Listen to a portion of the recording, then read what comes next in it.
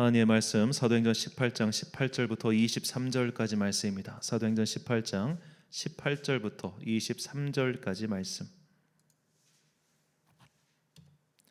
저와 함께 한 절씩 교독하시겠습니다. 바울은 더 여러 날 머물다가 형제들과 작별하고 배 타고 수리아로 떠나갈새 브리스길라와 아굴라도 함께하더라. 바울이 일찍이 서원이 있었으므로 겐그라에서 머리를 깎았더라. 에베소에 와서 그들을 거기 머물게 하고 자기는 회당에 들어가서 유대인들과 변론하니 여러 사람이 더 오래 있기를 청하되 허락하지 아니하고 작별하여 이르되 만일 하나님의 뜻이면 너희에게로 돌아오리라 하고 배를 타고 에베소를 떠나 가이사랴에 상륙하여 올라가 교회의 안부를 물은 후에 안디옥으로 내려가서 얼마 있다가 떠나 갈라디아와 부르기아 땅을 차례로 다니며 모든 제자를 굳건하게 하니라. 아멘. 선지자의 기도 60번째 시간 회자 정리 거자 필반의 기도란 제목으로 하나님의 말씀 선포하겠습니다. 좀 이런 거 예민하신 분들은 오늘 설교 제목이 마음에 안 드실 겁니다. 왜냐하면 이 회자 정리 거자 필반이란 말, 만난 사람은 헤어지고 떠난 사람은 돌아온다.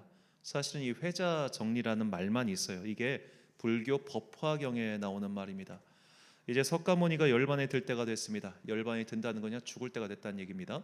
그렇게 되니까 그의 제자이자 사촌 형제였던 아난다라는 사람이 있는데 그 이별을 되게 슬퍼해요. 스승님 이제 떠나가십니까? 하고 우니까 이 석가가 말하기를 회자정리다. 만남이 있으면 이별이 있는 법이다 라고 했다고 해서 이 회자정리라는 말이 법화경에 나옵니다. 그런데 이제 이게 나중에 후대에 흘러가면서 이 거자필반 떠난 사람은 돌아오더라 일종의 인연 또는 윤회를 설명할 때 이 말을 써요. 그래서 이제 이게 불교의 기원이긴 하지만 뭐 오늘날에는 아마 대부분의 사람들이 이게 법화경에 나오는 말인지도 모를 겁니다.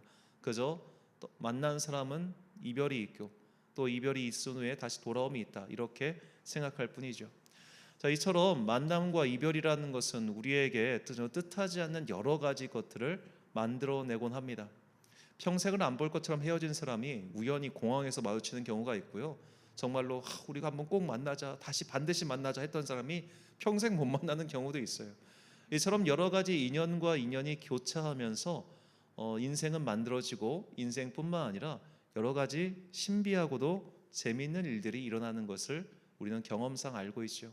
하나님의 일 또한 마찬가지입니다. 하나님 나라의 일은 정말로 신비하게 여러 가지 만남과 만남이 엮여가면서 만들어가요. 이것을 알려주는 책이 바로 사도행전입니다.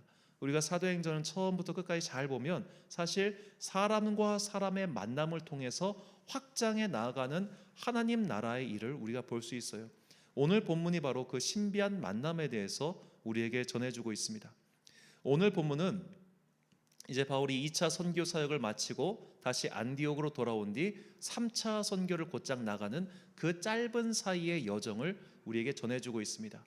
바울이 이제 최초의 유럽인 빌립보로 가서 그 다음에 고린도로 간 이후에 고린도에서 겐그레아라는 항구로 내려가요.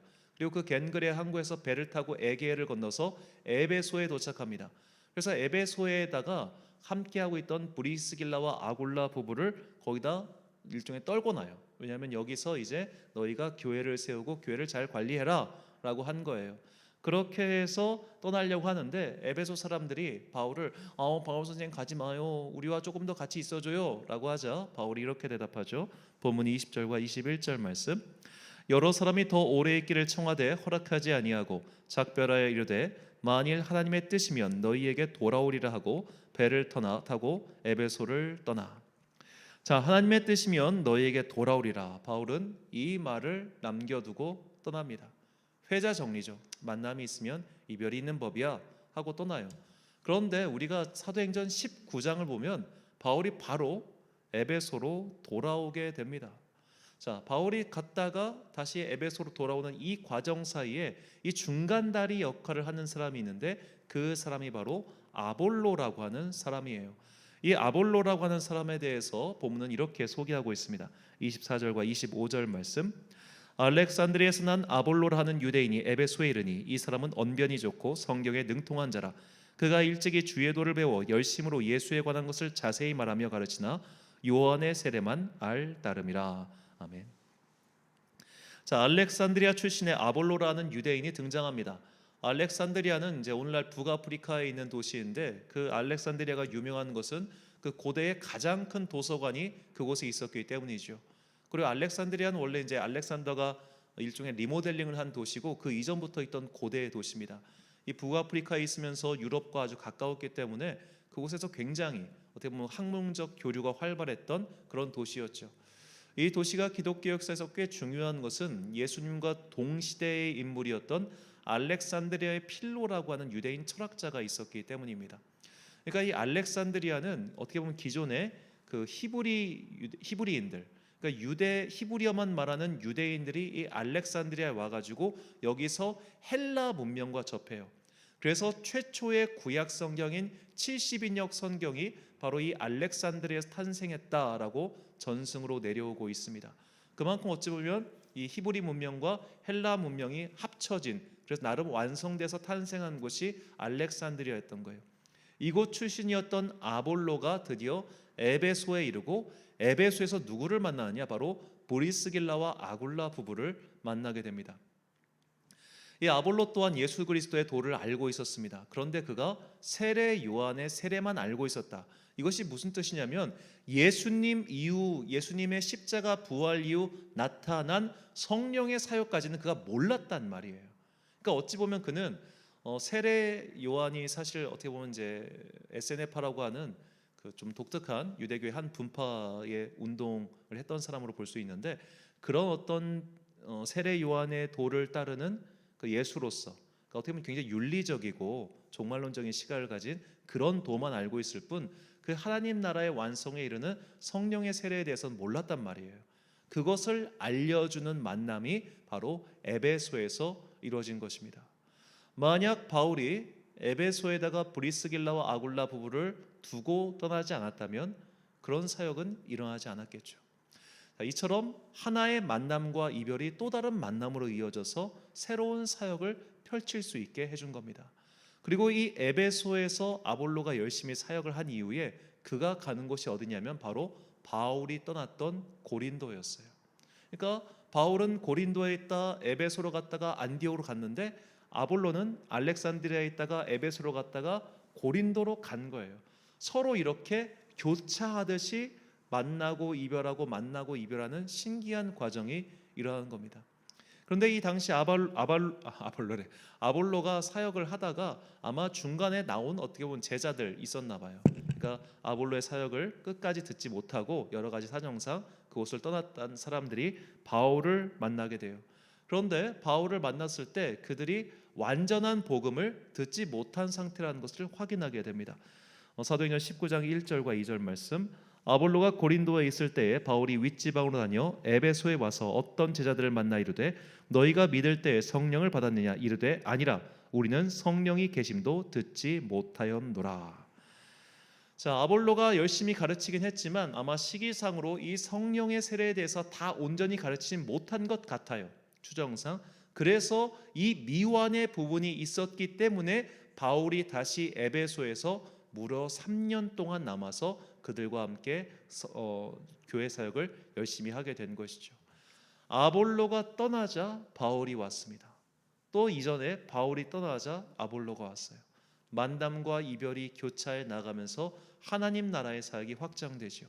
이후 아볼로는 고린도 교회에 와서 바울이 심어놓은 그 믿음의 씨앗들에게 물을 주어 자라게 했다고 고린도전서에 그의 사역이 등장합니다. 이처럼 하나님 나라의 사역은 누군가의 만남과 누군가의 이별을 통해서 조금씩 신기하게 확장돼 나갑니다. 오늘 이것이 우리에게 주시는 하나님의 말씀입니다. 우리는 누군가와의 만남을 하찮게 여겨서는 안 됩니다. 누군가와의 헤어짐 또한 그 헤어짐이 끝이 좋아야 합니다. 우리가 끝이 좋으면 다 좋다는 그런 말이 있죠. 우리가 누군가와 헤어졌을 때 그와의 마지막이 찝찝해요. 그와의 마지막이 별로 좋지 않았어요. 그러면 나중에 그 만남, 그 마지막 이별 때문에 봉변을 당하거나 혹은 안 좋은 일이 생긴다는 것을 우리는 다 알고 있지 않습니까? 그래서 사도 바울은 성도들에게 다음과 같이 권면했어요. 로마서 12장 17절과 18절 말씀입니다. 아무에게도 악을 악으로 갚지 말고 모든 사람 앞에서 선한 일을 도모하라. 할 수 있거든 너희로서는 모든 사람과 더불어 화목하라. 아멘. 자, 할 수 있거든 모든 사람과 화목하게 지내라고 바울은 우리에게 권면하고 있습니다. 그런데 이 말을 오해해서 우리가 그냥 술에 술 탄 듯 물에 물 탄 듯 그냥 무골호인으로 살란 이야기가 아니에요. 우리는 어쩔 수 없이 하나님 나라의 일을 하다가 혹은 나의 뜻 분명한 소명과 사명을 따라 살고 가다가 어쩔 수 없이 떨어져 나가는 사람들이 있어요. 그런 떨어져 나가는 것 자체까지는 어쩔 수 없으되 적어도 나에게 해코지하고 나에게 악을 행하는 자들에 대해서 내가 앙심을 품고 저거 반드시 내가 복수하고 되돌려 줄 거야. 그런 삶의 자세는 취하지 말라는 겁니다. 이 로마서 12장에 보면 나중에 원수가 품이 주께 있음을 믿으라라는 권면이 나오거든요. 우리는 나와 마지막 안 좋게 헤어진 그 사람의 존재를 인정하지 못하고 심지어 그를 그냥 없애버리거나 아주 그냥 씨를 말려버리겠다, 그런 마음을 품고 살 때가 분명히 있습니다. 혹은 내가 너 얼마나 잘 되냐 보자라는 그런 나쁜 마음 품고 살 때 분명히 있죠. 저도 있습니다. 저라고 왜 그게 없겠습니까? 우리가 그런 마음을 품고 살면 우리의 그 만남을 통해서 하나님 나라가 확장되지 않는다는 거예요. 내가 그 사람을 저주하거나 내가 그 사람을 미워하고 있는데 어떻게 그와의 만남을 통해 선한 일들이 일어나겠습니까? 용서할 수는 없을 수 있습니다. 하지만 적어도 저주하지는 맙시다. 우리가 그 사람을 사랑하거나 좋아하지 못할 수 있습니다. 생리적으로 안 되는 사람이 분명히 있어요. 그런 사람들과 억지로 그냥 그래도 끌어안고 그래도 예수의 사랑으로 용서하고 사랑해라, 바울은 그렇게 권면하지 않습니다. 될 수 있는 한 화목하게 지내봐라. 될 수 있는 한. 그러나 그 만남이 적어도 악으로 끝나지 않도록 우리가 서로를 위해서 참고 인내한 것뿐이에요. 그래서 우리가 이제 나중에 고린도전서의 바울의 권면에 보면은 믿지 않는 자들과 멍에를 함께 매지 말라, 그런 말이 나오죠. 안 되는 자들과 등을 지되 이 만남조차도 하나님께서 어떻게 역사하실지 모르니 최선을 다해서 너는 살아라, 이렇게 말하고 있는 겁니다. 우리는 오늘 만나는 사람과 좋은 관계를 유지하기 위해 노력할 필요가 있습니다. 왜냐? 하나님께서 그 사람을 어떻게 사용하실지 모르니까. 하나님께서 오늘 이 만남을 어떻게 엮어가실지 모르니까 우리는 될 수 있는 한 그 사람과의 만남에 최선을 다하고 또 조심해야 되는 거예요. 우리는 다른 사람의 평가에 대해 굉장히 인색합니다. 이것은 나만 그런 것이 아니라 모든 인간이 기본적으로 가지고 있는 속성이라고 생각하시면 돼요. 우리는 다 누구나 타인을 비판적으로 봅니다. 우리는 누구나 다 타인을 평가하는 눈을 갖고 있습니다. 뇌과학자들은 말하길 이것이 인류에게 심어져 있는 DNA라고 해요. 왜냐하면 생존에 유리하기 때문이에요. 저 인간이 나에게 쓸모가 있는 인간인가, 혹은 저 인간이 무능한 인간인가, 유능한 인간인가, 혹 무엇보다 저 사람이 악한 사람인가 선한 사람인가 판단하는 본능이 인간에게 다 있더라는 거예요. 그런데 이 판단은 기본적으로 보수적이에요. 보수적이라는 것은 내 생존에 유리하게 판단한다는 거예요. 내 생존에 유리하게 판단한다는 것은 저 사람을 긍정적으로 보기보다는 기본적으로 의심하고 부정적으로 보는 습성이 모든 인간에게 다 갖고 있습니다. 그래서 우리는 기본적으로 타인에 대해 비판적입니다. 이것은 인간이 갖고 있는 한계예요. 하지만 타인에 대해서 너무 비판적으로 보거나 저 사람은 틀렸어, 저 사람은 망했어, 너 같은 것을 통해서 무슨 하나님의 나라가 일어나겠어, 그런 식으로 비관적으로 보지 말라는 뜻이죠. 아볼로는 분명히 부족한 것이 있는 사람이었습니다. 하지만 브리스길라와 아굴라는 그에게서 가능성을 받고 그렇기 때문에 그에게 나머지 복음에 대해서 전해준 것이죠. 아볼로의 사역은 분명 빈틈이 있었습니다. 만약 바울이 에베소에 도착하자마자 아볼로가 해놓은 거 보고 야, 얘 뭐야, 엉망이잖아, 이러고도 얘가 복음을 전했단 말이야, 그런 식으로 비난했다면 그가 고린도 교회에 편지를 썼겠죠. 야, 걔 형편없어, 걔 부족하네, 빨리 좀 잘라, 이런 식으로 했겠죠. 하지만 바울은 그렇게 행동하지 않았습니다. 그렇기 때문에 그 아볼로의 부족한 면을 인정했고 그 아볼로의 부족한 면을 주님께서 채워주실 것을 믿었기 때문에 그를 통해서도 고린도 교회에서 선한 사역이 일어났던 거예요. 우리는 자꾸만 타인과의 만남, 타인과의 또 이별, 이런 것에서 기대하지 않으려고 하는 습성이 있습니다. 그리고 나 자신에 대해서도 마찬가지죠. 그렇게 우리는 서로를 어찌 보면 좀 비하하고 평가하고 비관적으로 보는 습성이 있어요. 하지만 우리가 이 만남을 주님께서 어떻게 엮어가실지 모르기 때문에 한 번의 만남에 최선을 다하고 또한 우리의 이별에도 슬퍼하지 말고 그런 이별이 또 다른 하나님 나라를 확장하는 계기가 될 수 있기 때문에 우리는 한 번 한 번의 만남을 소중히 여길 줄 알아야 됩니다. 이렇게 신비한 만남을 통해서 하나님 나라가 확장된 아주 귀한 사례가 바로 토머스 선교사의 사례죠. 자, 토머스 저메인, 로버트 저메인 토머스 선교사. 이 사람은 영국 웨일즈 출신의 선교사입니다. 자, 이 사람이 24살 나이에 중국 선교를 마음에 품고 아내와 함께 중국 상해에 도착합니다. 근데 상해에 도착하고 나서 이 당시 좀 이런 사례가 많았는데 이 부인 입장에서는 되게 걱정되잖아요. 이때 부인 나이가 22살인가 그랬다고 하더라고요. 얼마나 걱정되겠어요. 배 타고 몇 개월씩 왔는데 도착하니까 이 같은 영국인 선교사 그룹에서 이 부인한테 되게 약간 좀 겁주는 말을 했던 것 같아요.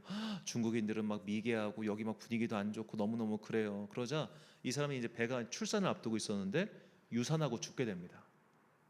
너무 겁을 줘서 이 부인분이 일찍 죽어요.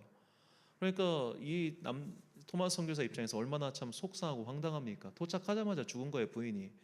그렇게 시리에 빠져 있었는데 이 사람에게 어떻게 보면 눈을 돌려서 선교지로 보였던 것이 당시 조선이었습니다. 그가 이제 조선에 2번 왔다 갔다 했어요. 성경을 번역해서 갖다 주는 일을 하면서 내 사역지는 바로 이곳이겠구나. 그러니까 중국 상해는 이미 많은 선교사들이 있었고 또 영국인들이 많으니까 여기보다는 차라리 평양을 나의 선교지로 삼고 가야겠다 해가지고 미국의 상선인 제너럴 셔머노를 타고 이제 통상을 위해서 그곳을 방문합니다. 하지만 이 제너럴 셔머노가 이 통상을 계약을 할 때 너무 막무가내식으로 밀어붙이니까 이 평양에서 반발이 일어나서 이 소규모 전투가 벌어지죠. 그래서 이 제너럴 셔머노가 결국 침몰하고 그 배에 타고 있던 승무원 23명이 모두 죽게 됩니다. 그때 토마스 선교사도 순교를 하게 되죠. 그의 나이 27살 때 일입니다. 자, 조선 선교의 마음을 품고 그 배 안에 성경책 여러 권을 실은 다음에 왔지만 도착하자마자 죽은 거예요. 개죽음 아닙니까 정말 속된 말로. 너무 허망하고 그 누군가의 만남도 없었고 그 누군가의 교제도 없었고 복음 한 줄도 전하지 못한 참 안타까운 죽음이 아닐 수 없습니다. 그런데 신기한 게 그때 토마스 선교사가 가지고 있던 성경책을 가지고 집으로 간 사람이 있었어요. 그의 이름은 박영식이라는 사람입니다. 자, 이 사람이 이 성경책을 갖고 집을 도배해요. 그냥 자기 집을 그냥 그걸 도배합니다. 그리고 그 집을 최치량이라는 사람이 삽니다. 그리고 그 집을 여관으로 삼아요. 그런데 그 여관에 들어온 사람이 평양에 선교사로 왔던 미국 북장로교회 마펫 선교사입니다. 마펫 선교사가 이 여관에 들어가 보니까 이 여관의 벽이 전부 다 성경책인 거예요. 그래서 야, 이 여관은 교회를 하라고 주님께서 지어주신 곳이다 라고 해서 이 여관을 이제 교회 그 공동체가 매입을 해가지고 교회를 세우는데 그게 평양 최초의 교회인 널다리골 교회입니다. 이 널다리골 교회에 많은 사람들이 모였고 그리고 이 교회를 증축해서 새롭게 개척을 하는 게 그게 평양의 교회였던 장대현 교회였어요. 이 장대현 교회에서 1907년에 평양 대부흥이 일어나게 된 것입니다. 자, 토마스 선교사 허망하게 죽은 것 같습니다. 그와 그의 정말 했던 일은 그 누구에게도 단 한 명에게도 복음을 전하지 못하고 죽었어요. 그런데 그가 가지고 온 성경책이 이렇게 만남과 만남을 만들어가면서 거대한 교회와 거대한 하나님 나라의 사역의 시작이 되었다는 것, 이것이 중요합니다. 오늘 내가 만나는 그 사람이 어떤 일을 하게 될지는 아무도 모릅니다. 그러므로 그와의 만남을 소중하게 생각하십시오. 그와의 만남이 이별로 끝난다고 해서 아쉬워하지 마십시오. 그와의 이별이 또 새로운 하나님 나라에 확장하는 계기가 될 수 있습니다. 이 동네에 이제 개척하신 목사님 중에 한 목사님께서 이런 간증 아닌 자기 경험을 말씀하셨어요. 이게 개척을 해서 한 가정이 얼마나 소중하겠습니까? 같이 예배를 드리다가 한 가정이 떠나고 한 가정이 떠나는 일들이 꼭 일어난다는 거예요. 이게 평균적으로 아무리 큰 교회도 한 7%에서 10% 정도는 교회를 떠나는 사람들이 있습니다. 해마다. 왜냐하면 이사를 떠나잖아요. 그러다 보니까 떠나는 사람들이 있는데 그런 떠날 때마다 마음이 한 켠이 칭한 거예요.